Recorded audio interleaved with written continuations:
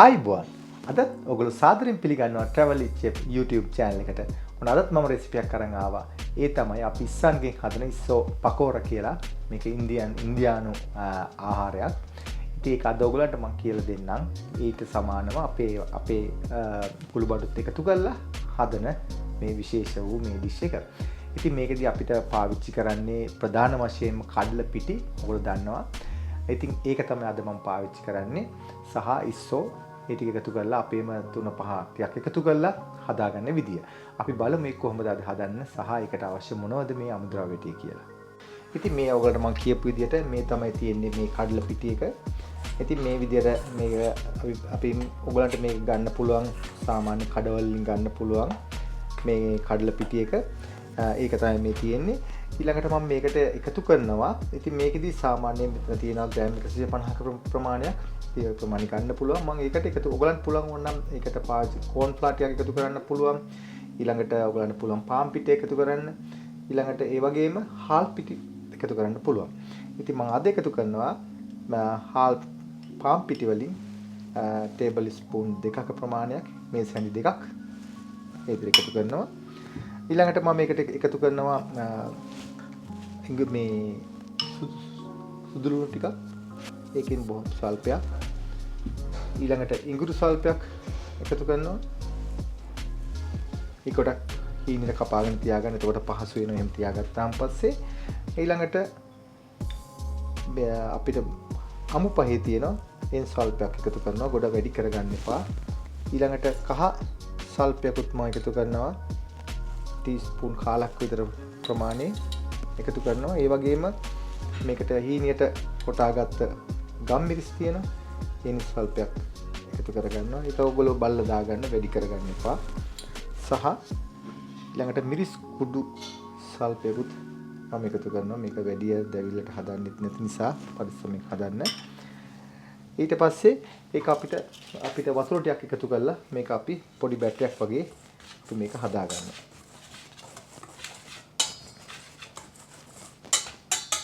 ඉතින් ඊට පස්සේ දැන් මම වතුර ටිකක් මේකට එකතු කරනවා. වතුර ගොඩ කරගන්න එපා. මේක සාමාන්‍ය තික් බැට් එකක් විදිහට තමයි මේක හදාගන්නේ.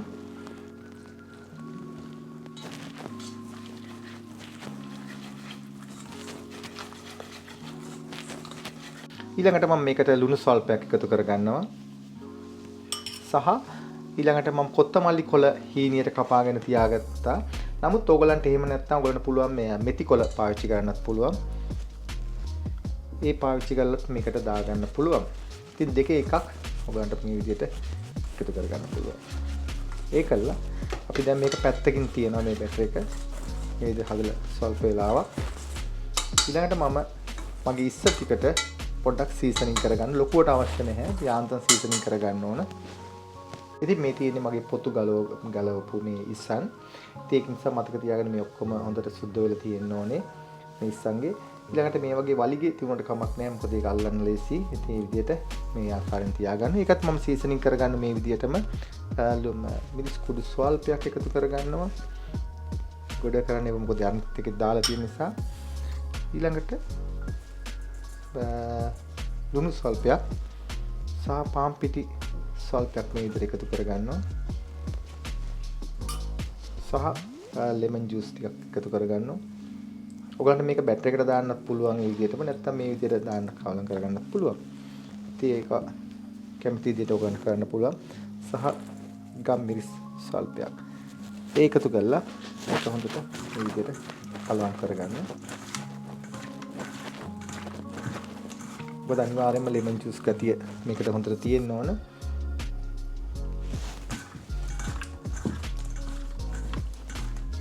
මේ විදිහට තියලා දැන් මට මේ ගැඹුරු තෙලේ බදින නිසා මම දැන් ඒක තෙල් එක ලෑස්ති කර ගන්න ඕනේ. ඒකල්ලා මේක අපි බැටර් එක කරලා මම මේක බෙදගමු. ඉතින් මේ වගේ තෙල් ටික අපි රත් වෙලාද කියලා බලන්න ඕනේ. හොඳ ගැඹුරු තෙලේ මතක තියාගන්න හොඳ පිරිසුදු තෙල් වලින් තමයි මේක බෙද ගන්න ඕන. ඒතුකල් මේ ගොඩක් දේවල් ඒව බදිනකොට මේක හරියට ක්‍රිස්පි ගතියට එන්නේ නැතු යනවා. ඒකයි. ඉතින් මේ විදිහට අපි බැටර් එක මික්ස් කරගත්තා. ඊට පස්සේ මේ විදිහට අපි එකකට දානවා.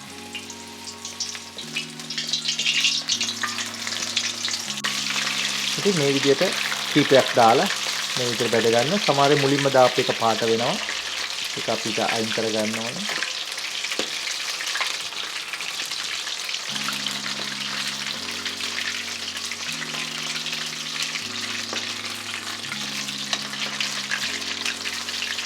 මේ ආකාරයෙන් බලන්න පුළුවන් බැද ගන්න මේ ඔක්කොම.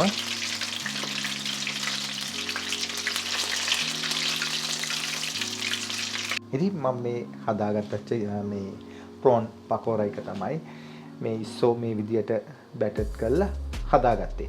ඉතින් ඇත්තට මේක ඔයගොල්ලෝ බැලුවොත් මේක සර්ව් කරන්න අපිට ඇත්තටම ඔන් ට්‍රේ එකට ඉතින් මුලින්ම මේ ප්‍රධාන ආහාරයට කලින් මේ වගේ දෙයක් ඔයගලන්ට පුළුවන් මේ අමුත්තන්ට සංග්‍රහ කරන්න.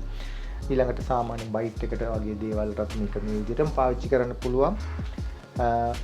මේ වගේ ඉතින් විශේෂයෙන් ඒක මම කිව්ව විදිහට ඔයගලන්ට මුලින්ම මේ ස්ටාර්ට් එකට තමයි මේ වගේ දෙයක් දෙන්න ඕන. ඉතින් ඔයාලට මේක තවත් වෙනස් කරලා තව ස්පයිසි කරන්න පුළුවන් ඔයාලට කරලා හදන්න පුළුවන්. මම ඇත්තට මේකට කොත්තමල්ලි දැම්මේ. කොත්තමල්ලි වෙනුවට ඔයගලන්ට පුළුවන් මම කිව්වා වගේ මේ උළුහාල් කොළ එක දාන්න පුළුවන්. ඊළඟට තමයි මේකට ඔයගලන්ට දැන් මම මේ කරපිංච මේ විදිහට බැදලා දැම්මේ. නමුත් ඔයගලන්ට පුළුවන් මේ කොත්තමල්ලි කොළ නැත්තම් මේ ඔයගලන්ට පුළුවන් මේ කරපිංචම හීනියට කපලා මේ විදිහට දාලා මේ හදගන්න. ඉතින් ඔන්න අද ඔයගොල්ලෝ බලාගත්ත මේ කොහොමද මේ ප්‍රෝන් පකෝරා එක හදාගන්නේ කියලා. ඉතින් හරිම ලේසියි. ඔයගොල්ලොත් හදලා බලන්න. ඊළඟට ඔයගලන්ට මේ දැන් මේ කඩල පිටි එක ඔයගොල්ලෝ විදේශ රටවල ඉන්නවා නම් ඔයගලන්ට මේක හොයාගන්න පුළුවන් ඉන්නේ මේ චික්පි ෆ්ලා කියලා තමයි තියෙන්නේ. ගොඩක් වෙලාවට මේක ඉන්දියානු කඩවල තමයි මේක තියෙන්නේ. ඉතින් ඒකට යනත් මම පොඩි හැඳින්වීමක් කරේ එකයි. එහෙම ඔයාලට ගන්න පුළුවන් මේ හදාගන්න. මොකද මේ ඩිෂ් එකට අපිට අනිවාර්යෙන් මේ කඩල පිටි හොඳයි. ඉතින් අනික මේ කඩල පිටි වල කිසිම අගුණයක්වත් නැති නිසා මේ ඔයගොල්ලන්ට ඒ වගේ මේ විදිහට හදාගන්න පුළුවන්. නිකාම්ම පිටි දවටනට වඩා. ඉතින් මම හිතනවා මේ වැඩසටහනේ ඔයගොල්ලෝ යමක් අධිගෙන ගන්න නැති කියලා. නැවතත් අලුත්ම වීඩියෝ එකකින් හම්බෙන්න තුරු අපි ගිහින් එන්නම්. ඔබට සුබ දවසක්. ආයුබෝවන්.